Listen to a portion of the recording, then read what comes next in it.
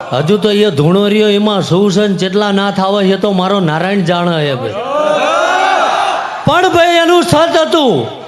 આ જંગલમાં જેટલા ફૂટ ખાડા હતા એ તો એ વખતનો ટાઈમ છે ઝાલા.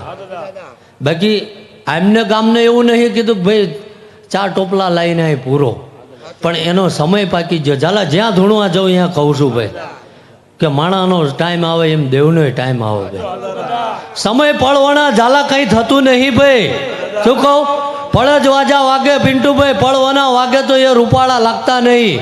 પણ કોઈ બા મજા ભાઈ આજ આવ્યો છું વગાડજો, જો મજા કરાવીને ના જતો રહો મારું અહીં આવું નકામું પડે.